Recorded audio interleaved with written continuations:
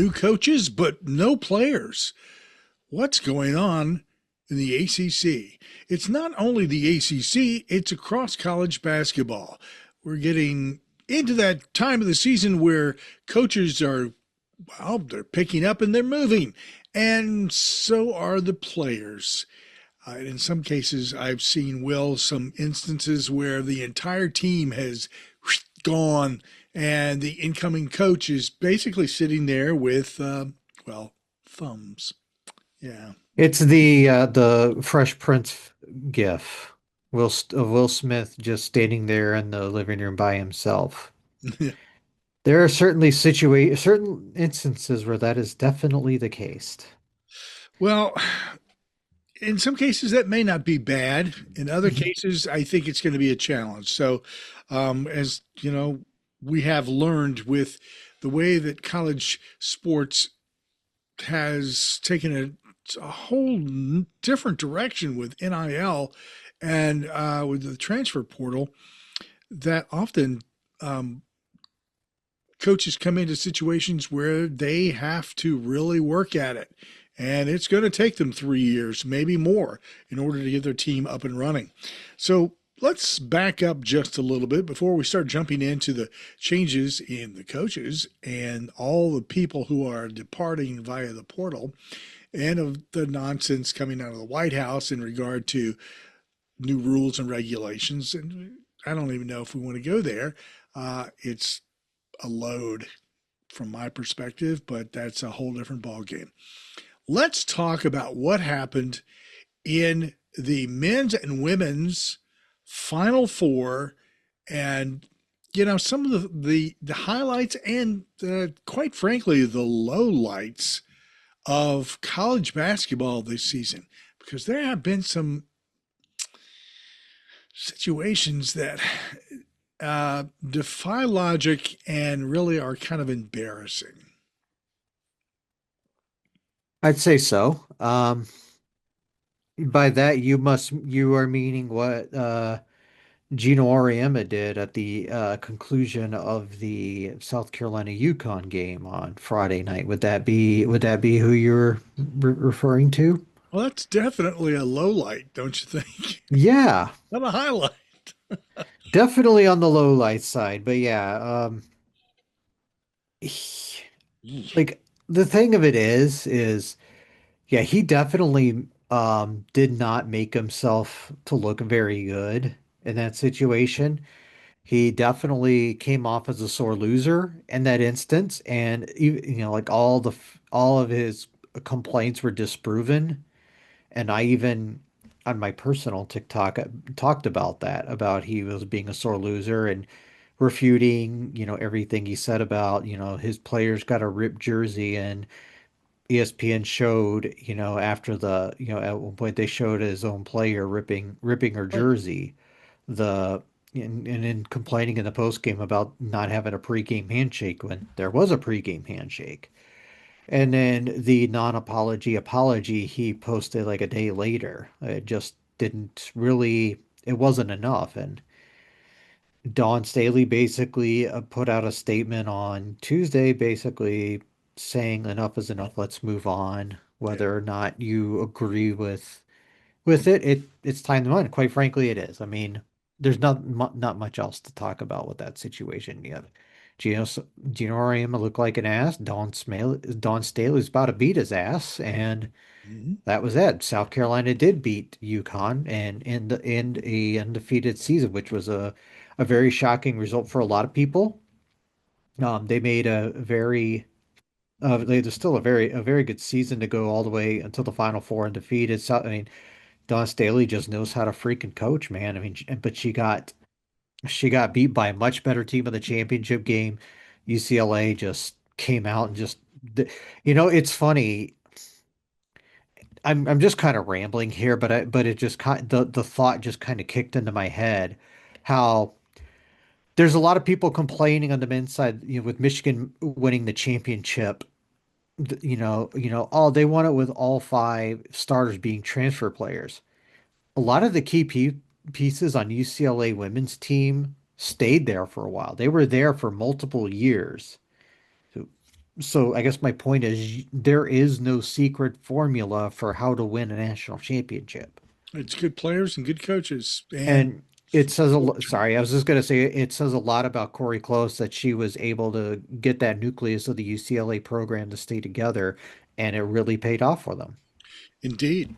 This is ACC Nation with Will Ogenin and Jim Quist. We are available on podcast, streaming radio, and you can watch us on YouTube. And we hope that you'll join us at one or more of those particular sites and subscribe. It's absolutely free. And for some reason, Will is infatuated with his lighter tonight. I'm Um, just fanning the flames of the oh, discussion. I see. Okay. Well, be careful where you put that flame. You know, just saying. Um, it, unbelievable basketball season. I just think that overall it was a great season for both men's and women's basketball, and some disappointments along the way. Sure, I know in conversations that I had over the weekend um, with some people who were a mixture of SEC and ACC fans. I'm surprised we didn't end up uh, killing each other. But it was an interesting conversation. I will just say to tell you this: one guy I spent a lot of time talking with is a big fan of Kentucky. He went to Vanderbilt, went to LSU, and he's friends with a bunch of people at Kentucky Sports Radio.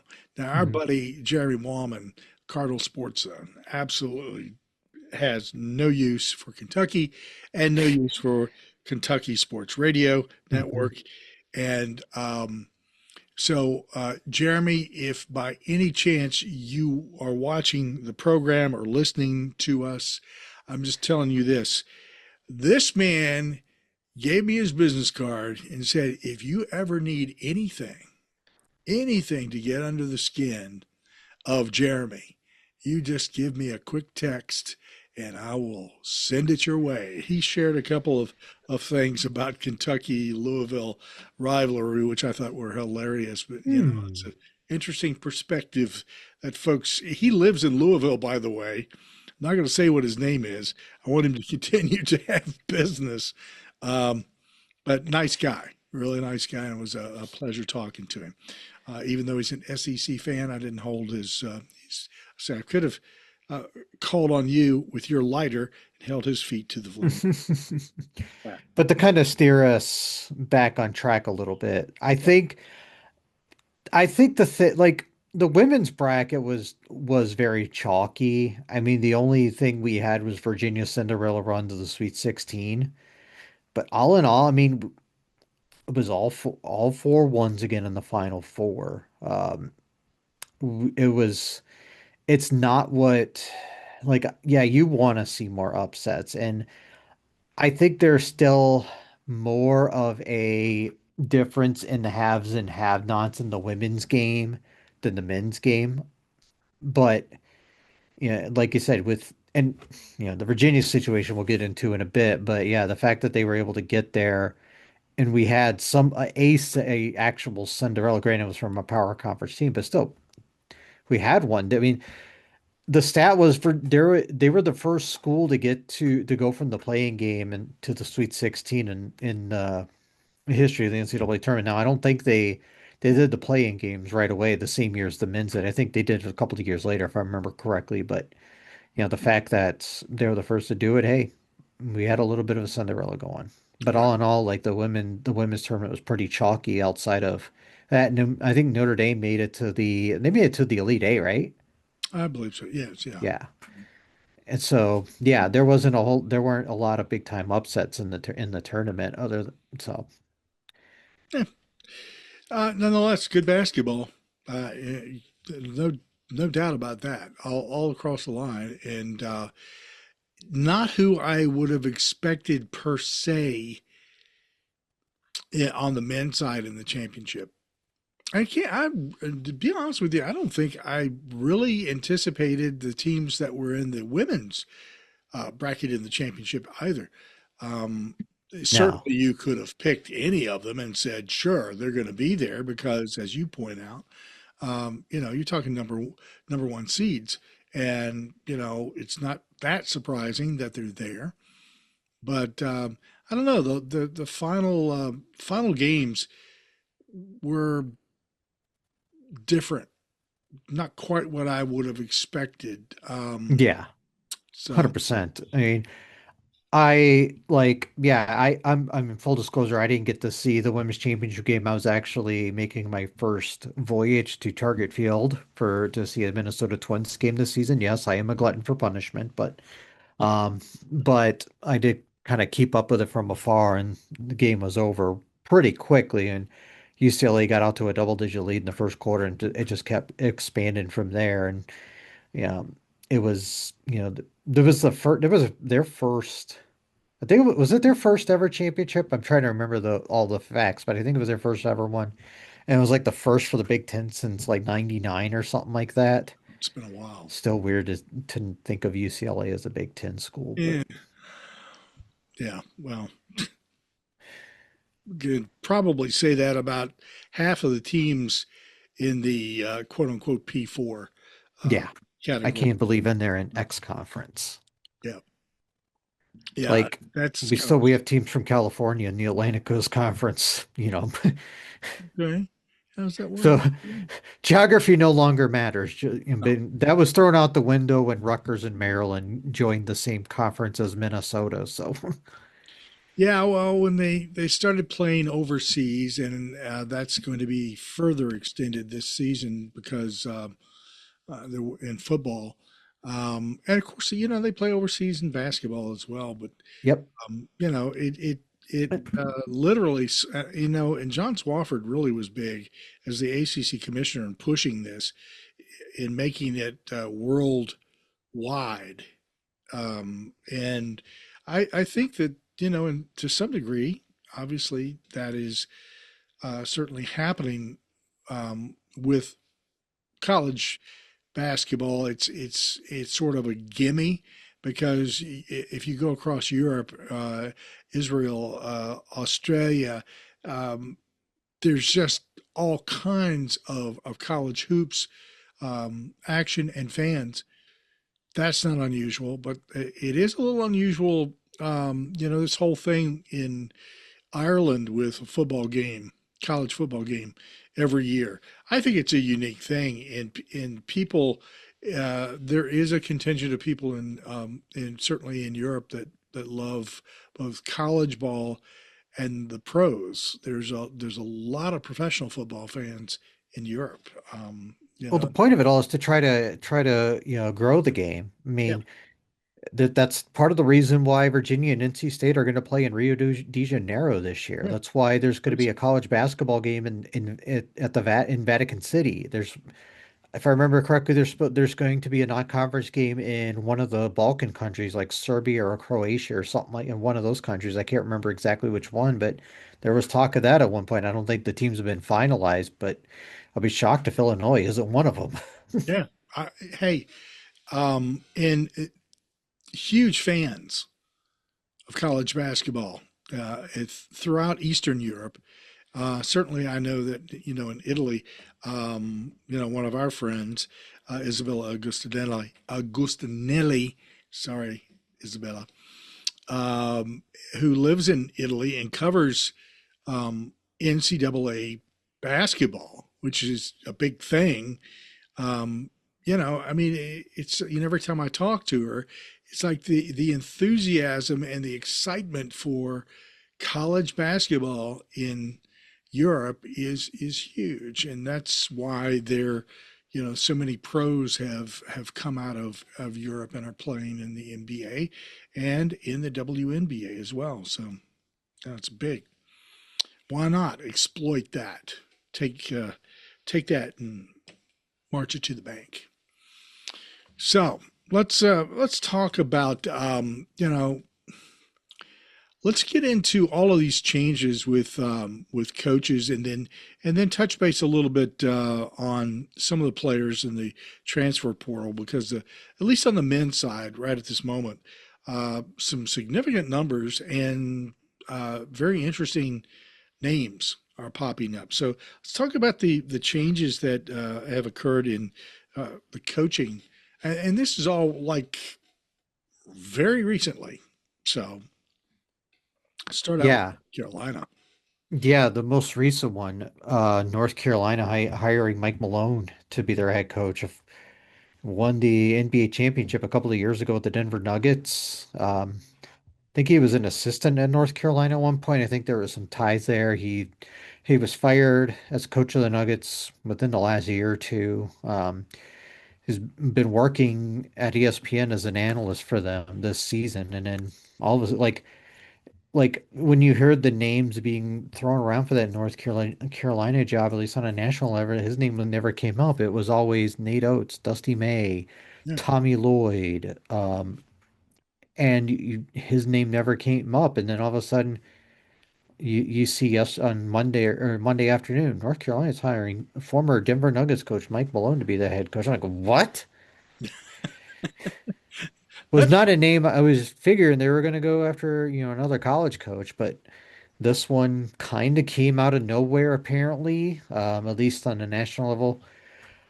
I feel like this hire is very boomer bust, and they are paying him to be they're the way they're paying him, they're hoping it's a big boom. His contract is 6 years and $50 million for someone who's never coached a college basketball game. It's obviously very, very risky, but North Carolina obviously believes in him. You know, just like the football hire, they had to hire a former coach who won a championship. Only joking because obviously Belichick is past his prime, but Malone is not. He just I don't know. I don't know. I don't trust to here try to understand why NBA teams fire coaches even though they're still doing well. But it like I said, the hire came out of nowhere and shocked a lot of people. But like I said, I think this has a lot of boomer bust potential. agree with the boomer bust, and it's been fascinating reading all the comments from fans and non-fans in regard to um, this being. The consensus that I've seen is that it was a bonehead move. Now, I don't. I don't have enough information to make that sort of a comment. I mean, the dude did pretty well with the Denver Nuggets when he was there, and um, so the man knows how to coach. Okay, so now whether or not that's going to transfer into the college, realm or not, it remains to be seen. I mean, there's a lot of questions in people's minds still about whether Bill Belichick's experience as an NFL coach is really going to, pay off at the college level. And I, I'm more than willing to give Belichick at least another season. So I'm saying that in this particular instance with Michael Malone, give him at least two, maybe 3 seasons, and we'll see what happens. But if if it goes south, um, UNC is going to be looking for another AD after just putting a new one in. So Yeah, that whole situation in North Carolina is just wild, and it kind of hurts my head to try to think about it, quite frankly. uh, well, let's not. Let's talk about the mayhem that occurred in Virginia. Again, you were talking earlier about how the Virginia Cavaliers women's team did something that hasn't been done in the NCAA, and coming up to as far as they did. And you and I, during the season, talked about this constantly. This was not a team that was putting Q1 wins on the resume. And so we were just like, well, if they make it into the NCAA, they'll be lucky. So then look at what they delivered. Now, as soon as all that was over, we get the word that the head coach who made all that happen well, it's not all her, it's also the players and the assistants and everybody else, is canned. And there's all this uproar about, well, there's something going on here.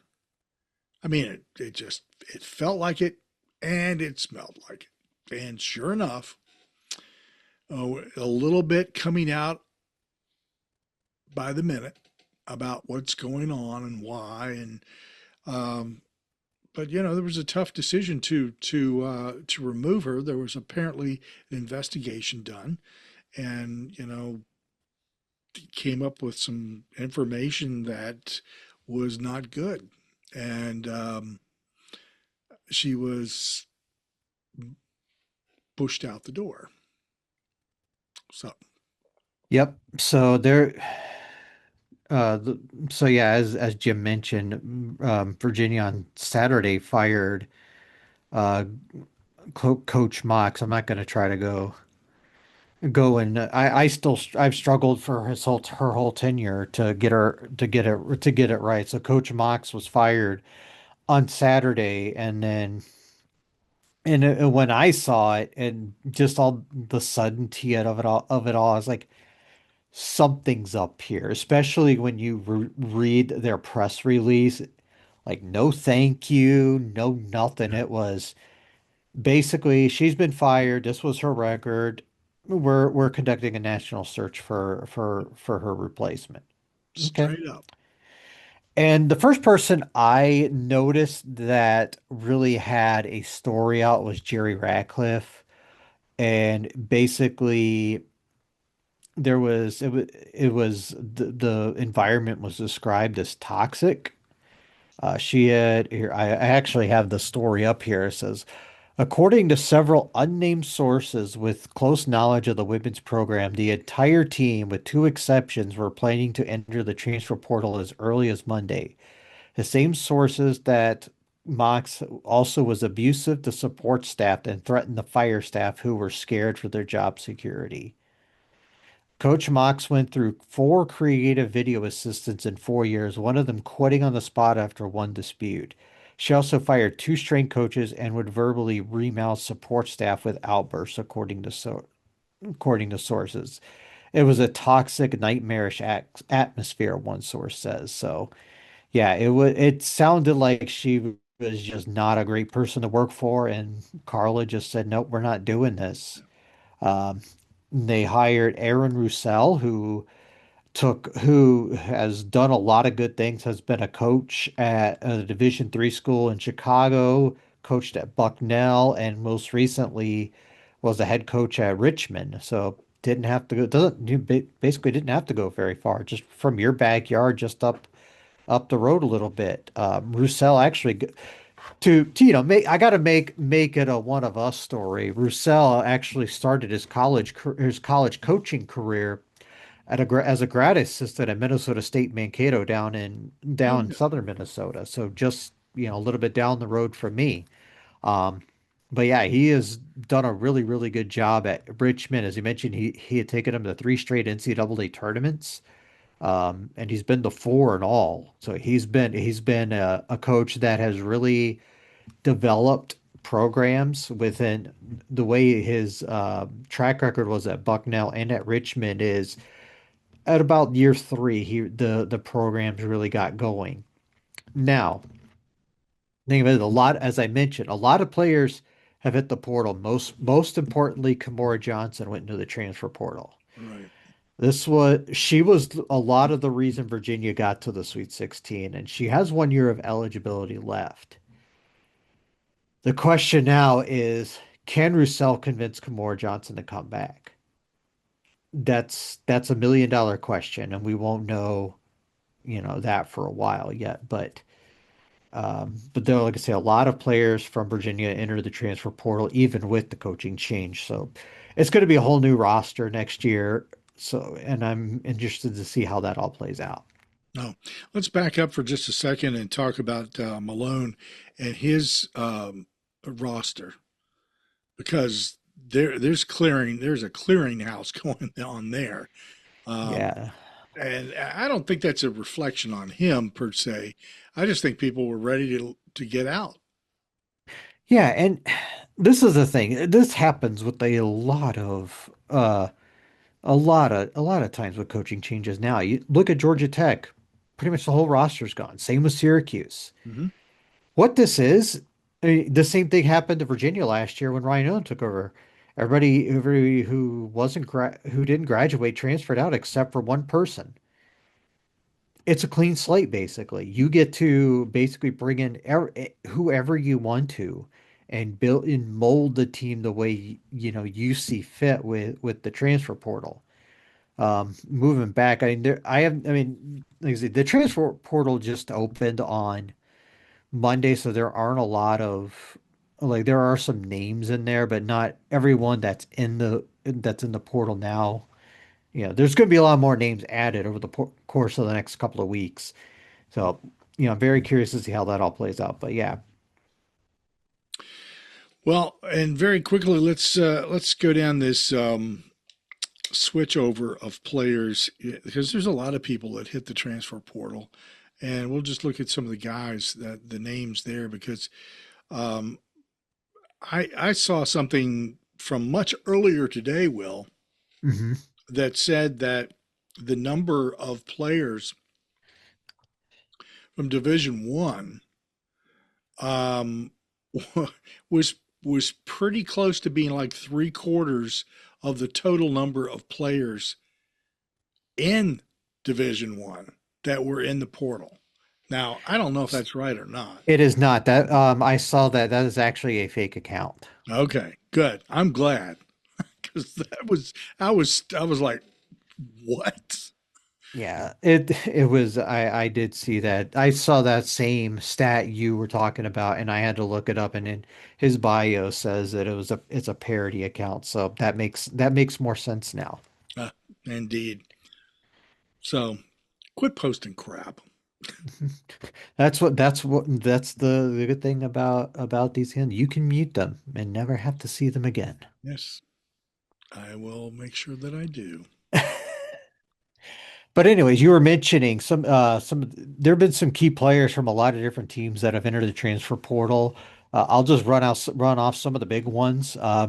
From Boston College, Jaden Hastings, Fred Payne, and Donald Hand. Hand had a he kind of struggled this season. I think there were some injuries and some just he just wasn't himself this year. Payne led the team in scoring. He entered the transfer portal for Cal. Justin Pippen and Day-Day Ames, arguably Cal's two best players. They went in the transfer portal. Darren Harris, he was a top 40 kid that came into Duke this year, but was probably about an eighth or ninth player on the roster. Didn't get a significant amount of playing time. He hit the transfer portal. Bayan Dongo from Georgia Tech, that's a big one. He's been their best player for the past couple of seasons. True Washington at Miami, I think he was like their fourth leading scorer, but he was a very valuable player for them. Derek Dixon at UNC, somebody who actually played really, really well in that NCAA tournament game against VCU, the one where they blew the 19-point lead. Matt Abel at NC State, a promising freshman who I thought played pretty well this season. He's in the portal. Notre Dame lost Marcus Burton, who we know is a really, really good basketball player, but just can't stay healthy. Only played 10 games this season.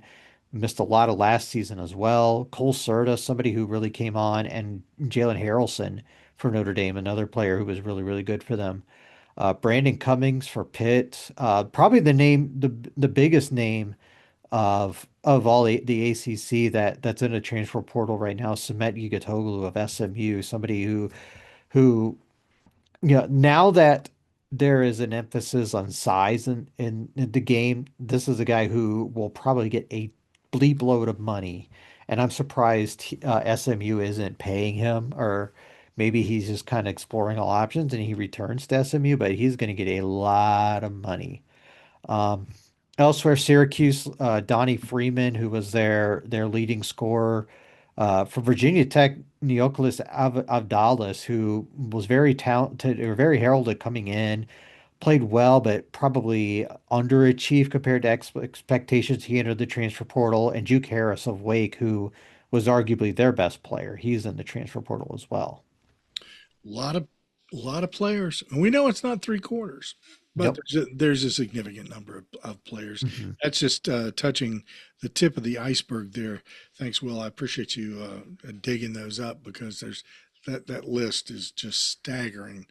Um, the source that I use, which is a private X account, which focuses on NIL and transfer portal, is just swamped with stuff. And I have not been able to get through even a quarter of it today. It's been so active. But anyway, um, we'll be getting into a different sports and having folks coming on and joining us here and talking sports. Like I said, different sports. We got baseball and a lot of other things that are on the menu. That's all coming up. Be sure to join Will over on TikTok. He has got some rundown of what's going on in sports and not only in the ACC, but he also does his wide world of sports. So you know he is the ABC man. So Hmm. there's The thrill of victory and the agony of the defeat. feet. Yes, my feet say that every day. Um, anyway, come join us at accnation.net. And if you would like, we would sure love to have you subscribe to our podcast. It is found on Apple, Spotify, Amazon, and a lot of other places. Your favorite platform. Also, we're on streaming radio. You can listen to us anywhere, anytime, and you can watch us on YouTube. Simply subscribe to our channel, and it's all right there for you, and you can make all the comments that you want. Um, we would also love to see you on all of our social media platforms. There are a lot of them, and we try to post on a regular basis to keep you updated on what's going on in the ACC. Until next time, cheers. School.